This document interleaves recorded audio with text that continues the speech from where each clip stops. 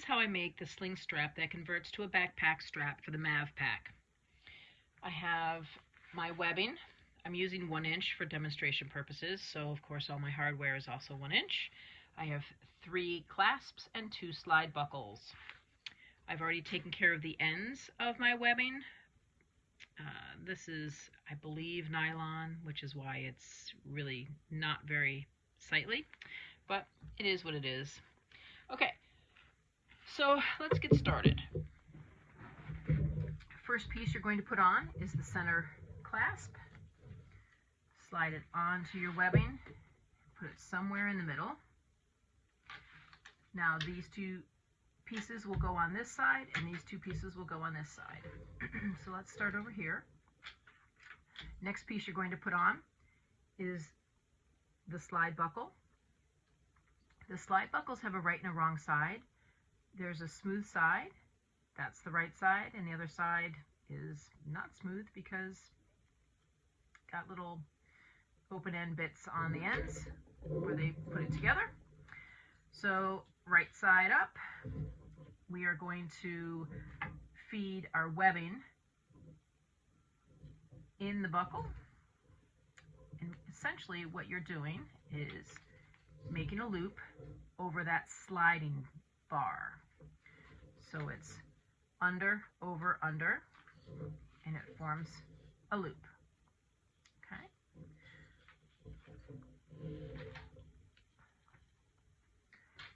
Now we need to add our clasp. We're going to slide it on.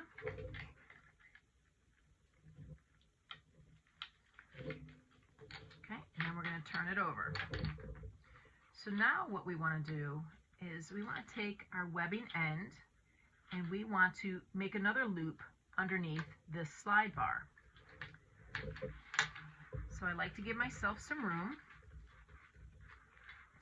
and make a loop down underneath. And then we're going to take the end of our webbing and we could go in right where we came out, but what's going to end up happening is it will end up with a loop over that sliding bar, and then you will end up seeing the raw edge of your webbing. And especially if you use this type of webbing, it's not very attractive and it's kind of rough. So giving yourself room on the bottom to work through it. You're going to take your webbing piece and you're going to go over the bar and you're going to form the loop having gone over the bar. Okay, so you push it down into the bottom underneath that bar and then back up the other side. So you're forming another loop. And then you're going to grab the end of the webbing and pinch it. So hopefully you can see that. This was our original loop over the bar, under the bar. And then this is the new one that we just formed with the end of the webbing. Okay, so we want to hold that, pinch it together, and clip it together. That is what is going to get sewn together. Okay, so the end of the webbing gets sewn together and it went under that bar and just back to itself. So let's look at it. Got our clasp down here. Here's our slide buckle and it works. Always test it out. Okay. Next thing we need to do, give yourself some slack and then this gets folded back. Okay. Just fold that top layer away. And again, you still have what you've clipped together. And then what we need to do is sew on here. You can do lines, you can do the box with the X through it, whatever you like. Okay, but you need to secure this together. And then if you notice, once we do, the edge of the webbing is hidden inside the loop. So it makes it really nice, much more pleasing to the eye, not having to look at that, especially if if it's not so attractive like this one. Alright, so let's go ahead and sew it together. Okay, so you're going to want to make sure you move it out of the way, have plenty of room to work, get your buckle out of the way, get everything out of the way.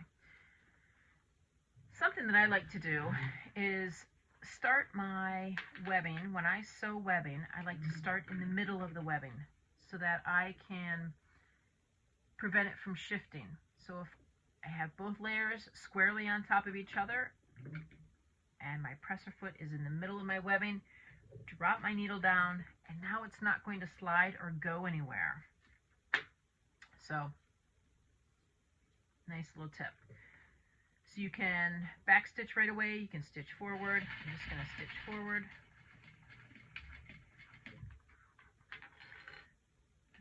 Clip my thread there. This makes it a little easier. And I do a lot of hand cranking because this is a tight area.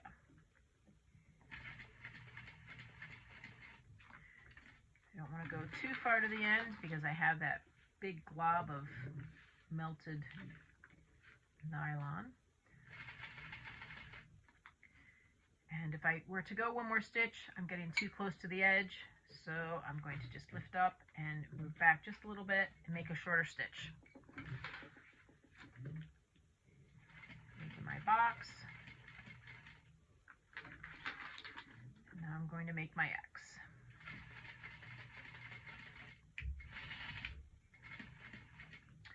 I don't know why I just backstitched. Okay. Go back up one of my sides. And then down to my other corner to complete my X. There we go.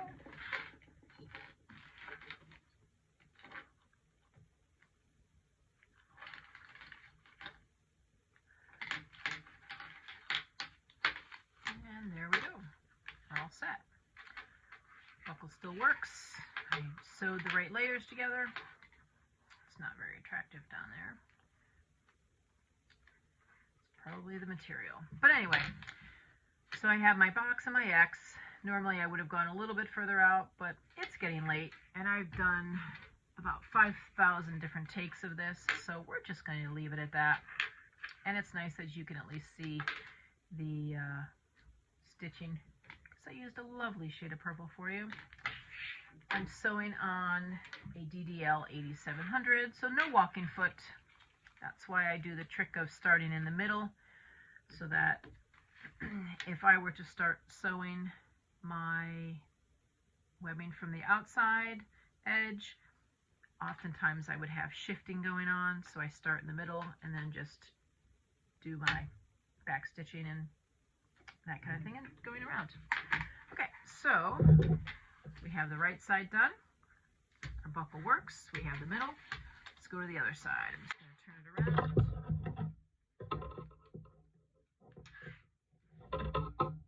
Want to make sure that you are right side up with everything. Clasp our buckle and our other clasp are right side up. Keep your tape right side up. The next thing to go on is the next buckle. Under, over, under.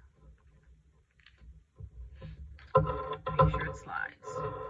Under, over, under. Next clasp goes on. Turn everything over. And again, give yourself some room.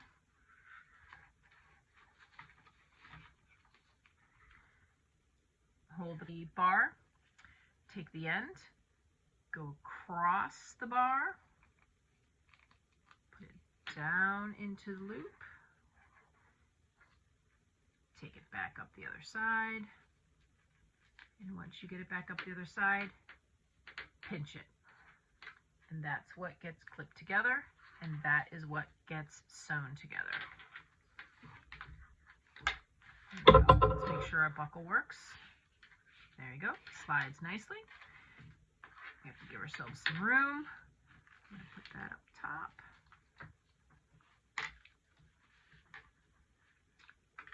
Now I didn't leave myself a lot of room here. I'm going to pull this just a little bit more. Just depends on your comfort level. But for the demonstration, I'm going to leave a little bit more room. Go back to my machine. Again, I'll start in the middle. Make sure my edges are all lined up. Normally I like to get fairly close to the edge of the buckle, but I don't like to get too close because sometimes that makes my stitching not as straight as I would like. So I don't butt up right against the edge of the buckle, but you can. Get as close as you are comfortable. I am on a stitch length of 3. I don't think I mentioned that earlier.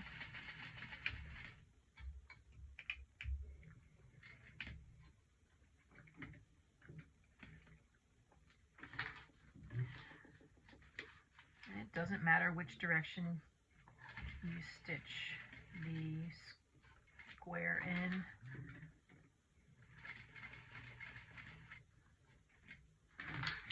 Just as long as you have a nice looking square.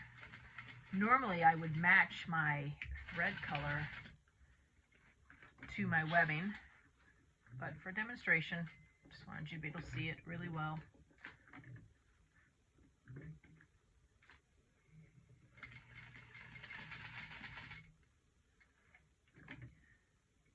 So I'm lifting up and I'm moving my final stitch so it's not too long. If it's too long, it'll go outside the box.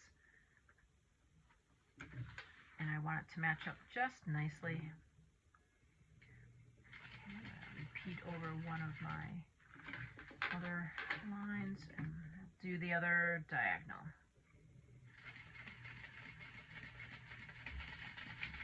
Back stitch, and there we go.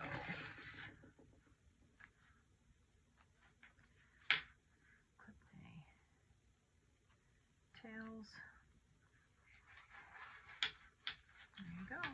And again, I would probably go just a pinch out a little further, but for demonstration, you get the idea. Okay, so let's make sure this one works. Yes, it does. And that's it. We have a convertible strap. So we have our clasp, buckle, the extra clasp, buckle, and clasp. So let's try putting it on one of my packs. All right, since you couldn't see the top of the bag in the end of the other video, let me just show you again. So, of course, the center clasp goes up top, and then these just clip here.